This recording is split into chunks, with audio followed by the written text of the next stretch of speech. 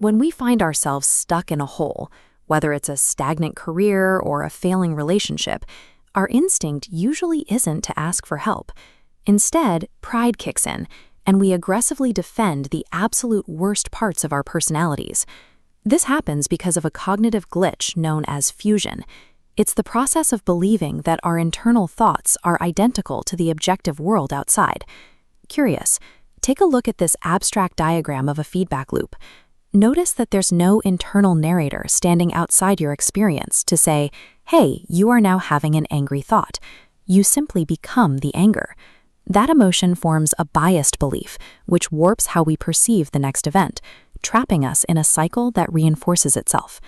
Here's a sketch from a rehabilitation class that captures how this loop operates in a crisis. When trapped in a hole, pride acts as a downward force. It tells you to keep digging. To escape, choose humility, the transition path leading up. Look at this handwritten note from that same class. We stay trapped at the bottom of the pit because we treat our worst mistakes like a fixed monument. But as the text says, we only think our identities are immutable. In reality, they are elusive. The thinking report functions as a root cause analysis for human behavior. It's a systematic method designed to force cognitive diffusion, creating a wedge of space between who you are and what you are currently thinking. This worksheet builds distance. The situation section strips events down to facts. My coworker walked past is a fact. He ignored me is an interpretation. In the thoughts section, listing multiple reactions proves these inner dialogues are subjective assumptions, not absolute truths. If you fail to separate the facts from the thoughts, you fall into the "ass you me" trap. You begin reacting to your own insinuations as if they were real, setting off a cascade of negative emotions and self-sabotaging behavior.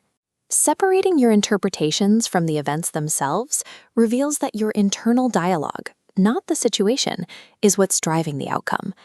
The assignment hasn't changed, but your relationship to it has.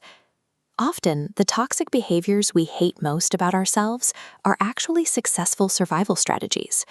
We built this cognitive armor at age 5, 10, or 13 to survive trauma or chaos. Think of it like a hammer. A heavy, blunt hammer is a great tool for quickly building a crude shelter in a violent storm. But if you try to use that same hammer to navigate the delicate calibration required of an adult life, you are going to smash things to pieces. This brings us to a crucial developmental question, written out in the middle of this class diagram. We build defense mechanisms from the past and reapply them to the present. We have to stop and ask, are they still appropriate? True psychological mobility requires you to pause your reactive loops just long enough to look at the tool in your hand, realize the storm has passed, and consciously put the hammer down. Once you pause that reactive mind, you can begin to gently rebuild. The method for this reconstruction is called a fearless moral inventory. This diagram maps the set theory of character. On the left are defensive survival beliefs. On the right, universal morals. The goal is the overlapping keeper traits: gratitude, compassion, helping others. You must actively expand this zone where actions match values.